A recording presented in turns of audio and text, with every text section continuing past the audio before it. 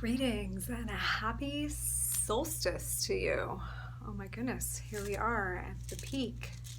If you're in the northern hemisphere, it is the longest day, and if you're in the southern hemisphere, it is the longest night. But here it is, the 21st of June. Technically, we started solstice around 11:42 p.m. Pacific time, which I'm in that time zone. But that makes it feel like it's mostly today. So I just wanted to come on here and chat a little bit about something that's coming up a lot for a lot of people. And that is the question of, what is the dark night? It's funny because in the north, we have the shortest night. But in the southern hemisphere, we have the longest night. What happens at this solstice portal is we're bringing a lot of things to light. We're bringing a lot of things to light, and how that can make us feel is the dark. It can make us feel the dark. Why? Because we realize how much has been hidden, how much has been in the dark, how much we actually kind of want to run to the dark sometimes when it's all being illuminated. We want to sort of close the doors and close the windows and maybe not see all that's being illuminated at this time. In the spiritual awakening journey, the dark night of the soul, you probably heard that, but maybe you don't exactly know what it means. So in terms of life force energy, I just want to highlight what that means. So Kundalini energy begins in the root, in the base, in our pelvic floor.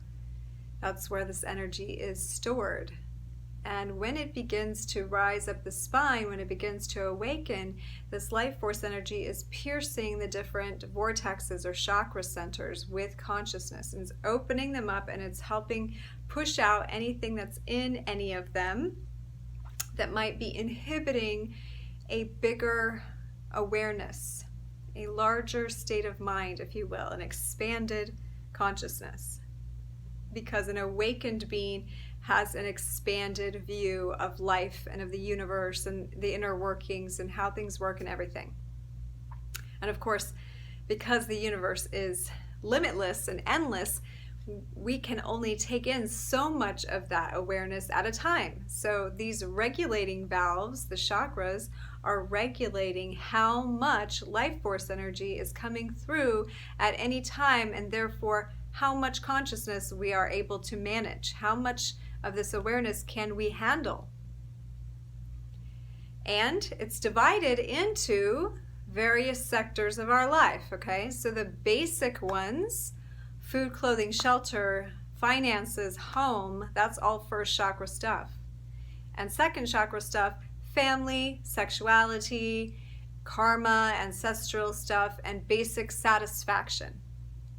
That stuff is all prior to an empowerment that happens at the third chakra, where we feel confident, we're empowered, we know we're creating, co-creating with life, and we can move up into unconditional love, into communication with our heart truth, inspiration, and unity consciousness, okay?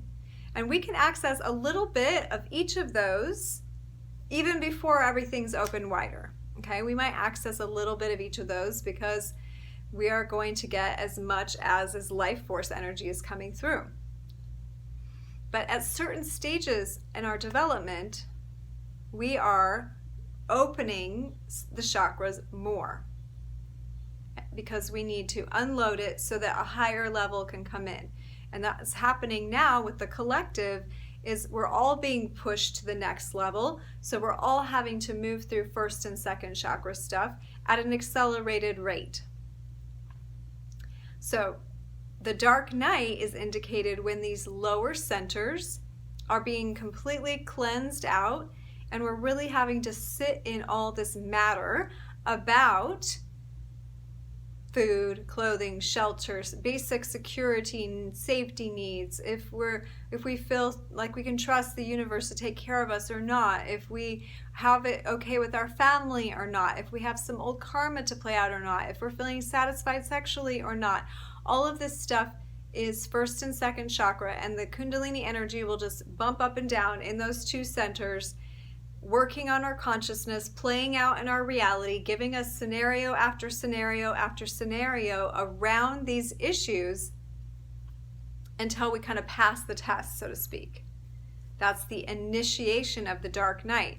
It's dark because first and second chakra, earth and water, can be kind of muddy or mucky. And this is where we get the symbology of the lotus blossom coming through the mud and up into the light of the day when it rises above these first two chakras. Then we get to see the blossoming in the third, fourth, fifth, sixth, seventh chakras. But in the first and second, it's still kind of muddy, can be mucky. You can feel empowered in one area of your life and disempowered in another. You might feel like you do trust the universe, but still you have nowhere where to live. Or you trust that you have somewhere to live all the time, but you don't really have any money.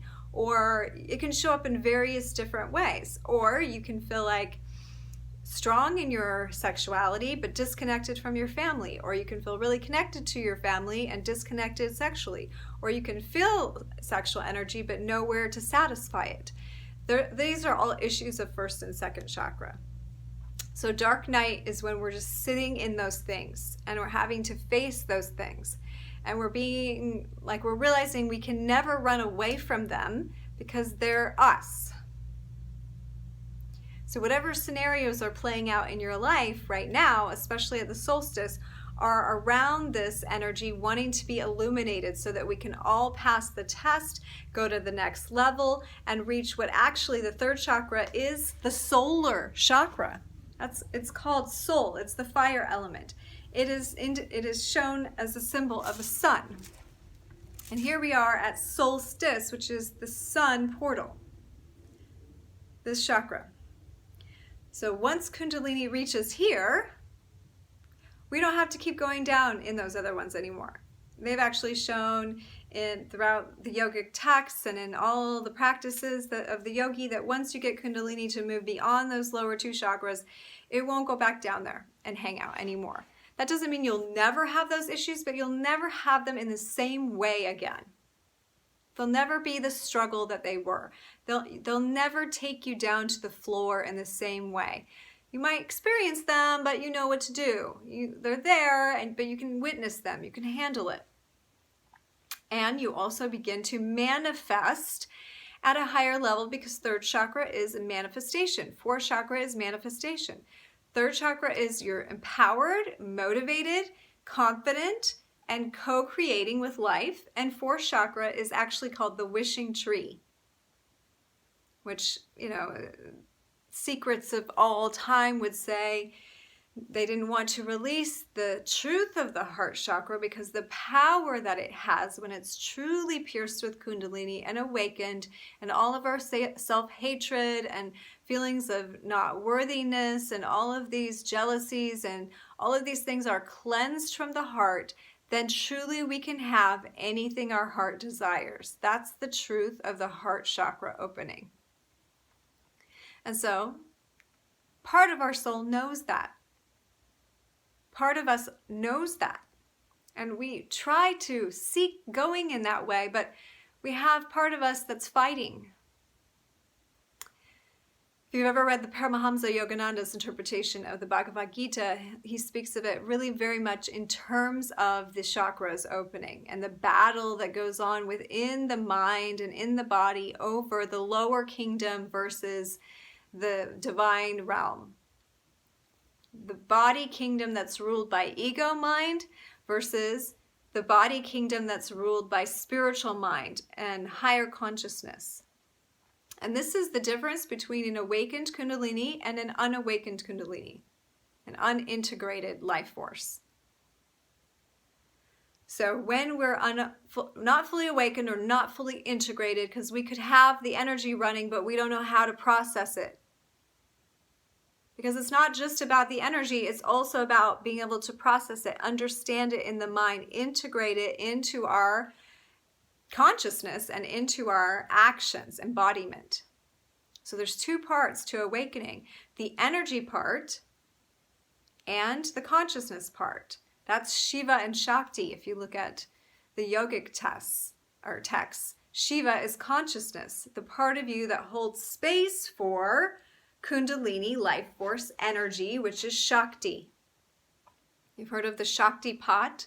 The Shakti pot is the burst of life force energy. When you get it, when you get something, you get that burst, you get that awakening, you get that energy, which sometimes happens, that shakes you up, that sends that life force energy up. You have to also be able to comprehend and integrate it on a consciousness level. You have to put it in the right category in your mind. You have to integrate it so that it makes sense and you can embody that concept and that energy going forward. So for example, if you understand that you can trust life in the universe to take care of you, and you understand that energetically, but you don't integrate it, then you may not have things show up sometimes. You know it, but sometimes you don't have what you need. So if you integrate it, you're suddenly experiencing an alignment with the universe where what you say you need manifests. What you need for your bills to be paid or whatever shows up. What you understand as part of your manifestation vision comes into being, and you can manage that on a physical level, on a tangible level. Like you're in charge of it in a way. You speak it, it comes in, you do the thing with it. You're a co-creator with life. Or what's another example? Family stuff. If you are understanding that there are some unresolved conflicts in your family, and you then realize that those exist in you, that all of those family dynamics are somehow in you, and so you embody them, you feel where they are in you, and you integrate them. You accept responsibility for how that person in your family is showing up, that it's also part of you, and you love that part of yourself, then you can integrate that dynamic. And it's no longer a war or a battle. That's where the dark night comes in too, because when we're doing karmic healing or family healing, which is also relationship healing, and right now there's a lot of stuff going on around relationship as each person is dealing with their own awakening process, their own dark nights, their own karmic healing and integration stuff, their own shadow work. Is the people in our lives, whatever we don't like that they're showing us, we have to sit with that and find where that is in us. Where is that in me? Where do I do that? And when I locate it, it's not about getting rid of it or stopping doing it or any of that. It's about loving that part of yourself. Loving that you. Because this is inner child work too. Your ancestral karmic work is inner child work, because the inner child is the previous you. The you in the line of yous from birthing you, age 1 you, age 2 you, age 3 you, 4, 5, 6, 10, 20, 30, however old you are, you have a different you at each age, a different manifestation of you, doing different things, thinking different things. And of course, some of them are going to be the same, some of them are going to carry over, but there's different phases of development. And each one of those needs to be loved and appreciated and integrated. So at any point on the line, if we didn't love some part of us or integrate some quality that we have shown, someone will show it to us in a way we don't like it. Especially partners. They have to. That's their alchemical commitment. Is I promise to show you all your shit so that you can love that about yourself. That's the commitment of an alchemical relationship that is unspoken, and a lot of people don't know that's what's happening, but that is what's happening, because that's the job of the inner masculine and feminine too. That you have to love both polarities so that they can integrate into one.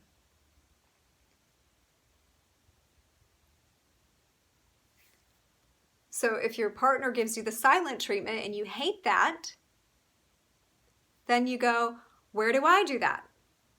When do I ever give someone the silent treatment? Have I ever someone thought that I did?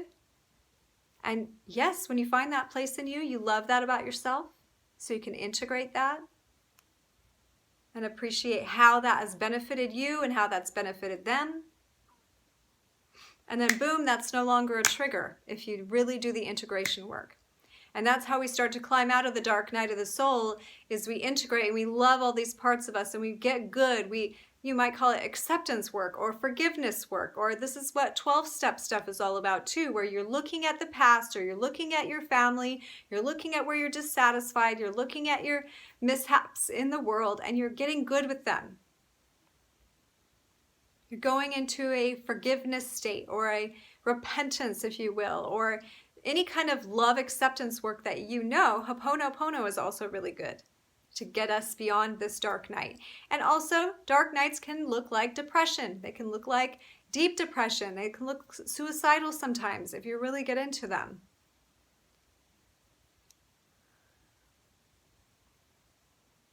And that, if it comes to that, you need someone to support you. You need someone to guide you. So if it gets that deep, don't do this alone.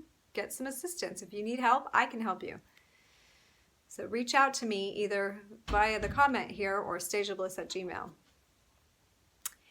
Anyway, I hope that this has given you some ideas of what the dark night looks like, how we can transcend it, and today we can really get a boost because we are at the solstice point. We are at a point where we can access the energy of the sun greater than at other times in the year. So it's a great day to do ceremony, to look into where your shadows are that are being illuminated, to love those about yourself, to look at where your ancestors maybe have stuff that they hadn't processed and integrated. What wounds have your ancestors carried down? Did they carry down a generational disease or illness or wound or pattern in relationship? And are you facing something similar? Are you facing something that causes you to look at your body or your relationships or your money that you know that your family line has dealt with? If so, choose to see the benefit in their experiences to bring wisdom. Love that about your family. Appreciate, honor that. And choose to love your body and your mind and your relationships right now how they are today, no matter what that looks like, so that they can go to the next level. And if you need assistance, please reach out. I'm wishing you a very happy solstice. Blessings to you wherever you are. May the light of the consciousness of all beings illuminate those things